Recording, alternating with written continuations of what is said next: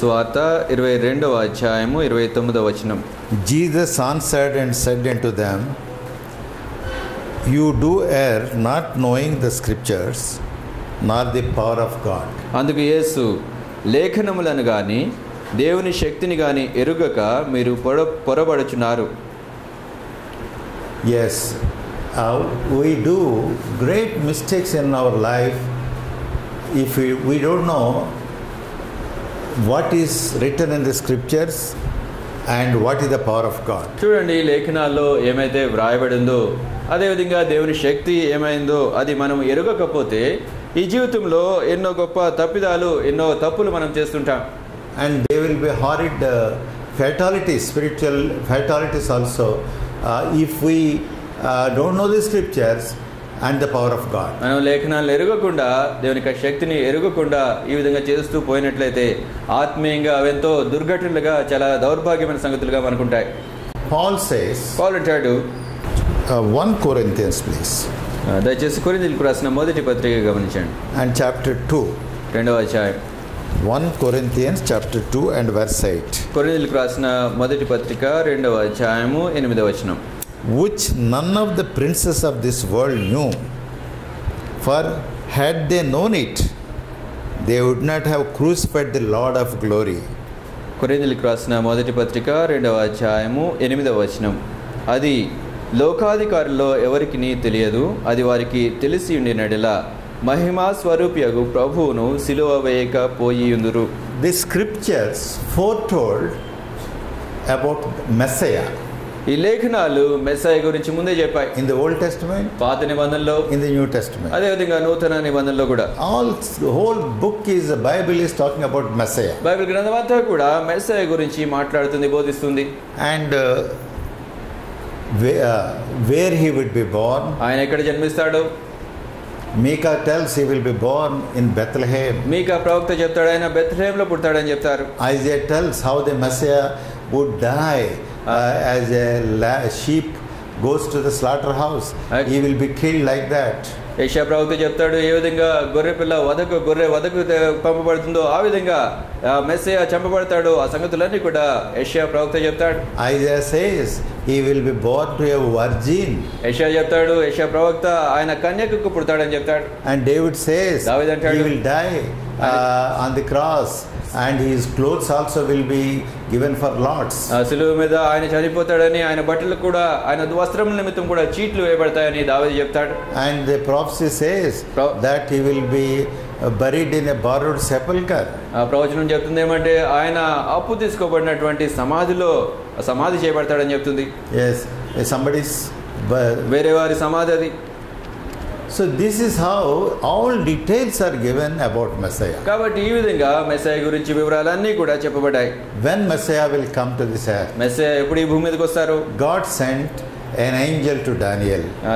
దానియేలు దగ్గరకు దేవుడు ఒక దూతను పంపించాడు.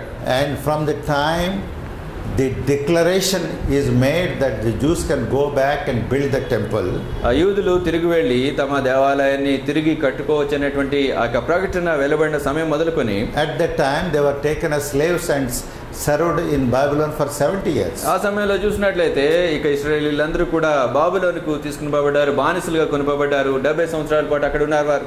And then an order will come now. ఆ తర్వాత ఇప్పుడు ఒక ఆజ్ఞ వస్తుంది. Jews can go back. యూదులు తిరిగి వెళ్ళగలుగుతారు. And when they go back, వారు వెళ్ళినప్పుడు according to that order, ఆ యొక్క ఆజ్ఞ ప్రకారంగా వారు తిరిగి వెళ్ళినప్పుడు you count 483 years. మీరు 483 సంవత్సరాలు లెక్కించండి. That means దాని అర్థం ఏమిటంటే 69 weeks. 69 వారాలు. Then the Messiah will be cut off, he will be killed. అప్పుడు మెస్సియా తీసివేయబడతాడు, చంపబడతాడు ఆయన. Where was Messiah in the time, Old Testament times, in the times of David, Daniel? ఆ పాత నిబంధన దినాల్లో, దానియేలు దినాల్లో మెస్సియా ఎక్కడ ఉన్నాడండి అసలు? But God speaks about Messiah. అయితే మెస్సియా గురించి దేవుడు మాట్లాడుతున్నారు ఇక్కడ. That is about Jesus Christ. యేసుక్రీస్తు గురించి దేవుడు ఇక్కడ చెప్తున్నాడు. See Daniel chapter 9. చూడండి, దానియేలు గ్రంథము 9వ అధ్యాయము. Daniel chapter 9, దానియేలు గ్రంథము 9వ అధ్యాయం verse 25. 25వ వచనం. Know therefore and understand that from the going forth of the commandment to restore and build Jerusalem unto the Messiah the Prince, shall be 7 weeks, and 62 weeks. The street shall be built again, and the wall even the troublous times. యెరూషలేమును మళ్ళా కట్టించవచ్చునని ఆజ్ఞ బయలుదేరిన సమయం మొదలుకొని అభిషిక్తుడగు అధిపతి వచ్చే వరకు 7 వారములు పట్టునని స్పష్టముగా గ్రహించుము. 62 వారములు తొందరగల సమయములందు పట్టణపు రాచవీధులను కందకములను మళ్ళా కట్టబడును. Abhishektudu means in English Christ, anointed. అభిషిక్తుడు అంటే మెస్సయా, క్రీస్తు గురించి చెప్పబడింది. And he talks about Messiah here. ఆయన ఇక్కడ మెస్సయా గురించి చెప్తున్నాడు. In the next verse also, ఆ తర్వాత వచనంలో కూడా how Messiah will be cut off, ఏ విధంగా మెస్సయా killed. మెస్సయా ఏ విధంగా తీసివేయబడతాడు అని చెప్పబడతాడో చెప్తున్నాడు. And after 62 weeks shall Messiah be cut off, but not for himself. 62 వారములు జరిగిన పిమ్మట ఏమీ లేకుండా అభిషిక్తుడు నిర్మూలన చేయబడను. But not for himself, ఆయన గురించి కాదు, for our sake. మన నిమిత్తం. That is how the prophecy was telling about Messiah ఈ విధంగా ప్రవచనము మెస్సయా గురించి చెప్తుంది. in the Old Testament times. పాత నిబంధనల సమయంలో Everything God was telling. అన్నీ కూడా దేవుడు చెప్తూ వచ్చాడు. You count 483 years, మీరు 483 సంవత్సరాలు లెక్కించండి. and Messiah will die. మెస్సయా చనిపోతాడు. అప్పుడు He will come and die.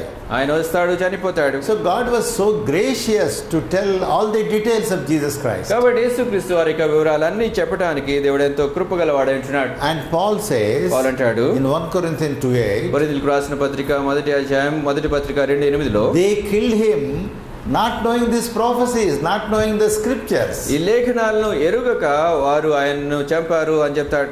They became murderers, though they are given to their hand the scriptures. వారి చేతులకు ఈ లేఖనాలు ఇవ్వబడినప్పటికీ కూడా వారు నరహంతకులయ్యారని చెప్తాడు. And they became cursed people, though God told them and gave the scriptures to their hand. దేవుడు వారికి సంగతి ముందుగానే చెప్పి లేఖనాలను వారి చేతికి ఇచ్చినప్పటికీ కూడా వారు శాపగ్రస్తులు అయిపోయారు. So let us be careful. కాబట్టి మనం జాగ్రత్త కలిగి ఉందాం. See, if you do not know the scriptures well, you will also become a murderer. చూడండి, మీరు లేఖనాలు కనుక సరిగా ఎరగకపోతే మీరు కూడా నరహంతకులు అవుతారు. And you will destroy yourself. మిమ్మల్ని మీరు నాశనం చేసుకుంటారు. Now the same scriptures ఇప్పుడు అదే లేఖనాలు which told how the Messiah would come మెస్సయా ఏ విధంగా వస్తారో చెప్పినటువంటి అదే and లేఖనాలు die for the people, ఏ విధంగా ప్రజల కోసం చనిపోతారు, not for himself, ఆయన గురించి కాదు, but for sinners, పాపుల నిమిత్తం how చనిపోతారు, he will be cut off. ఏ విధంగా ఆయన తీసివేయబడతాడు. Now more than those details, many more details are given how that Messiah will come again. అయితే ఈ వివరాలన్నిటికంటే అధికంగా ఇంకా ఎక్కువ వివరాలు మెస్సయా ఏ విధంగా మరలా వస్తాడో దాని గురించి చెప్పబడింది. Yes, how that Messiah will come again. ఏ విధంగా మెస్సయా మరలా వస్తారు. In the beginning, ఆరంభంలో first time, మొదటిసారి Micah says మీకా అంటాడు he will be born in Bethlehem. ఆయన బెత్లెహేములో పుడతాడని చెప్తాడు. And we all know how he was born. మనకందరికీ తెలుసు ఆయన ఏ విధంగా జన్మించారో తెలుసు. And Zechariah says జకరియా అంటాడు the Messiah, same Messiah will come second time, not as a babe.